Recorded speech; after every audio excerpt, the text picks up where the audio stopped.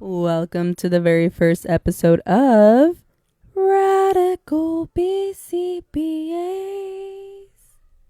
I am your co-host, Michelle Garcia, a BCBA OT informed, comfy clothes wearing Latina, tatted up, who does not give a damn about what anybody thinks, because guess what? I can still be professional and I get results, y'all. This podcast is definitely going to be throwing out that rule book, but like in an ethical way. So please do not start reporting me. I am excited to be here. I've been practicing my intro for the longest time, and I don't know if I'm still going to keep it, but I want to give you guys a piece of who I am, true, honest, and raw. So I'm going to try not to edit my podcast content, video, whatever, so you guys can really get to know me. I am neurodivergent. I am ADHD. I do struggle with my speech.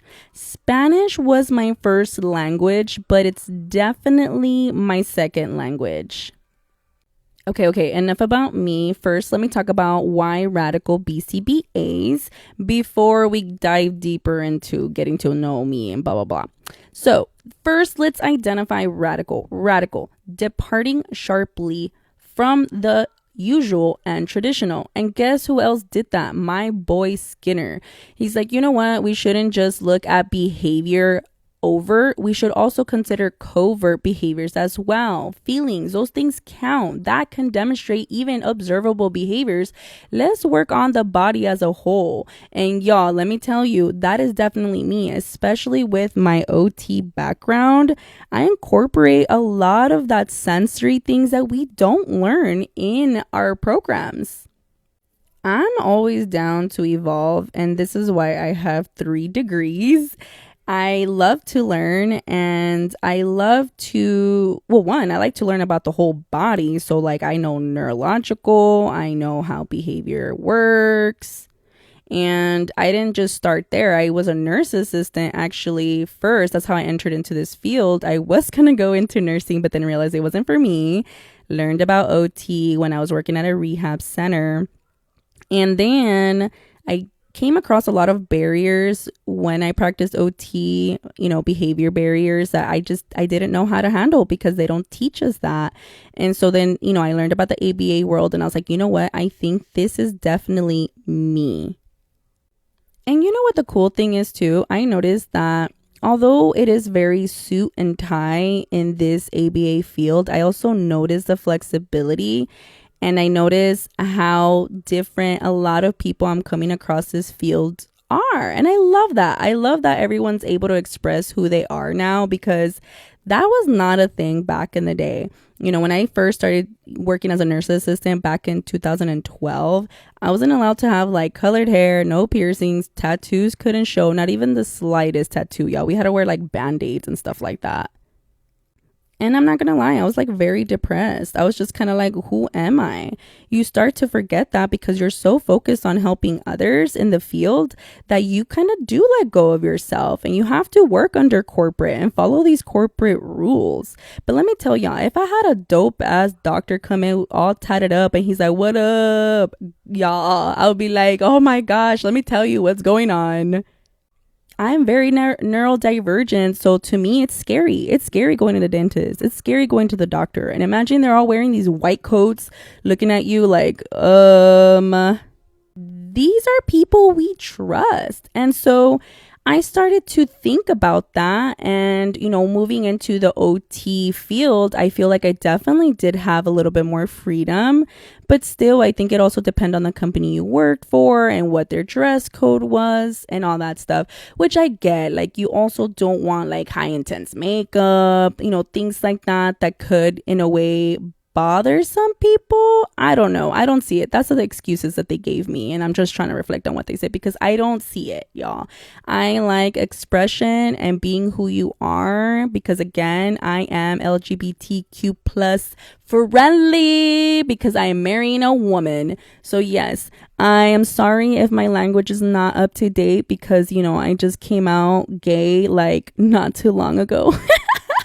I'm all sharing my personal life. No. I've always known, guys. But I did have kids. I was married to a man before, but I'm just letting you know, I'm very, very friendly, but I'm very millennial. So I'm still learning these new words, and I want to be respectful to everyone and anyone. And y'all let me know. Y'all let me know if there's something that may have bothered you or whatever. Like, I'm always willing to evolve and adapt and all that stuff, because again, you guys, this is the ABA field and it is meant to be that way. Now that I'm a BCBA, though, I'm going to be honest with y'all.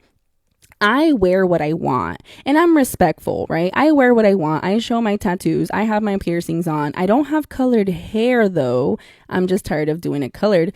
But I've noticed a big difference. Again, imagine, meeting your BCBA and you think of, again, white coat scientists, or you could think about like scary things and you're like, oh my gosh, I'm just going to hear negative things about my kid again, or myself again if they are the client.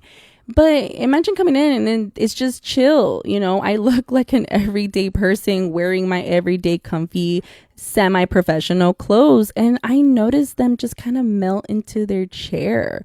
Like, oh my gosh, okay, this is better than I thought. Their nerves are really, really high. My nerves are really, really high. So if we all chilling, I promise you it's going to go a lot smoother. Talking about that, I came across a TikTok of this male BCBA Latino. He's, dressed up all dope. And I had commented on his video and I was like, I'm the same way. Like, I represent who I am. I wear clothes going in and I'm just kind of like, hey, like, I'm comfortable. It's something that I could wear day to day. I'm also not in my pajamas unless it's like pajama week or something. But wait. I am a remote BCBA, so I ain't gonna lie. Like, sometimes I do wear like pajama pants, but y'all can't see that, so shh. But anyways, I reached out and I will be having him in my next episode, which I'm really excited about. Maybe, I don't know about my next, but one of them for sure. And, I want to know what he is experiencing being this type of BCBA or representing himself as that way.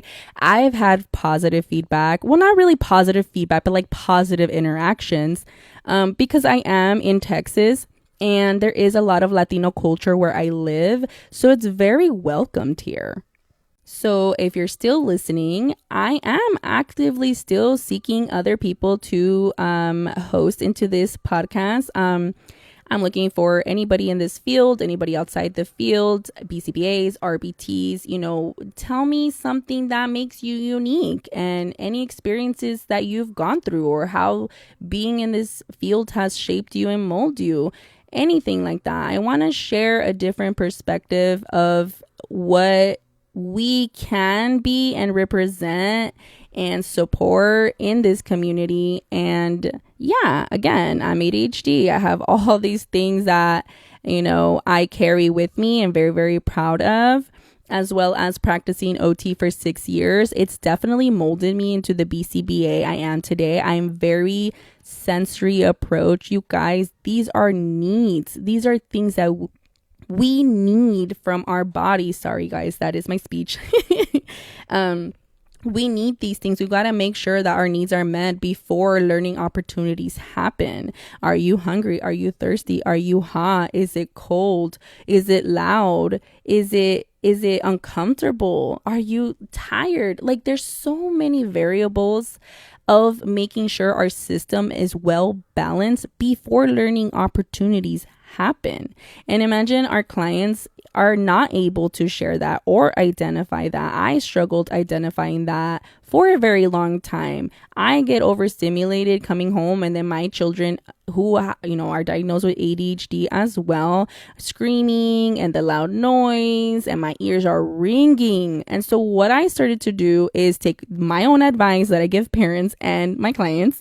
I started to wear headphones and I started to do preventative care, because it's different. If you do it during, it's harder to de-escalate and regulate again. Instead, do that preventative. I started to wear my headphones at the beginning of the day for most of the day. So then by the time the end of the day happens, I'm not overstimulated and I have that energy to attend to my children, and engage with them without feeling like, oh, I gotta remove this. It's overstimulating. So that is one thing I like to share often. And I always tell parents, just try it. Just trust me. Just wear headphones. It's not so much about during, it's about prevention. It's about making sure you're eating enough. It's about making sure you're hydrated. It's making sure that, and it's hard, you guys, because we work all day. That's something I still struggle with.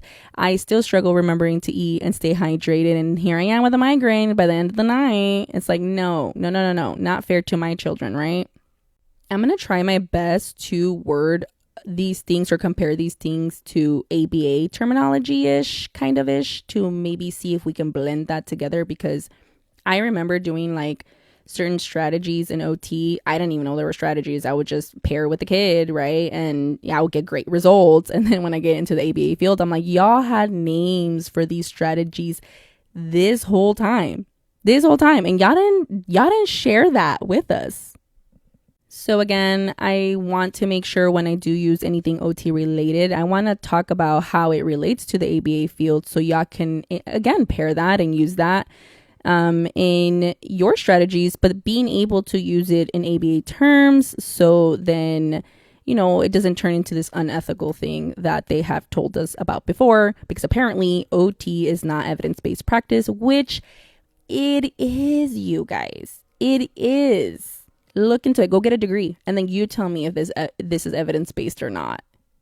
Because let me tell y'all something. When I was in my grad program too, I remember just hearing like backlash for OT. Well, if OT does this, make sure you don't pull through with it. If OT, it was like always OT. Like I did not even hear any other discipline, and I was pissed. I was at that point. I remember like every semester that I started, I would put on the group chat because it was online. I'll be like, I practice OT, just letting y'all know. Hey, like do not disrespect this field. I know for a fact there's other things y'all can use. Don't use OT, okay? Because let me tell you, OT and ABA coming together, beautiful. Why? Because I do it all the time. I use my knowledge of my OT skills into my ABA practice, and it's not unethical. So again, don't report me, y'all. Okay, now I want to share a little bit about me as a BCBA.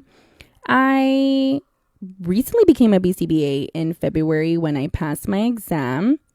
And I remember posting a TikTok on, I guess, like this journal that I had created. And how I went down the task list and how I passed my first time. And I remember it just blew up. Everyone's like, let me buy it. Can I have a picture of it? Zoom in. And I'm kind of like, whoa. This is not, trust me, it's not pretty. I'll make y'all one. And I did. And I busted my butt and I created one to better support, tracking and organizing for this very, very challenging exam. And after that, my TikTok just blew up, and it's been a great, great journey. It really has. I've seen such great positive feedback from a lot of people, especially locally. When I practiced OT, I was technically in home health, like I went in home, but a lot of these ABA clinics don't have other types of services, so we were allowed to go into the ABA clinics and provide therapy there. And I collaborated with a lot of RBTs, and it was nice. Now I know why it was nice for them now being in this field, because how often were they seeing their BCBAs? How often were they getting training and support with a client that they see for hours, for days? And you guys know me, like I'm very coping skills, sensory driven, type of person. So I'm like, hey, if I can help you with anything, and guess what? That relates to behavior as well, right, guys? If I can help you with anything, let me help you with this. And I modeled a lot and I demonstrated a lot, and I can just see this support and this different version of that RBT of like, wow, thank you for that. And again, received a lot of positive feedback when I did OT, and I love y'all. Y'all are amazing for still continuing to support me as a BCBA. Very thankful for y'all, because I wouldn't be here without the support that I have and the push that I have for, hey, when are you going to make a podcast? Hey, you should make a podcast. Well, here it is, y'all. Again, this is not going to get you any continuing education credits. I want this to be more of a different approach, smaller episodes, but to get to know myself and others in this field. I will be coming out with a podcast relating to ABA, of course, to be able to get your continuing education credits with my co-host, who is also a BCBA. But that podcast is taking a bit to put together because we have to make sure we're tracking, those who are using it as continuing education credits, making sure we have the amount of time that we need for it to be considered a credit and things like that. So it takes a little bit longer, but I want to give y'all something. So here it is. This episode was definitely a lot about me and who I am. If y'all have questions, let me know. I am more than happy to answer any of that. I will be having people join this podcast. If you have, like I said, anything unique, anything you want to share, let me know, guys. But this episode is coming to an end. And follow me on TikTok at MimiBCBA. Follow me on YouTube at ABA. Wait, no. I think it's at Declassified ABA. Thank y'all so much. Y'all will be getting raw versions of me because editing is hard. And you know what? I should also represent what it is to be a neurodivergent BCBA, professional and things like that. So you guys can feel more comfortable when you all are here. I love y'all. Maybe later I can practice how to end my podcast, practice that a little bit. Bye.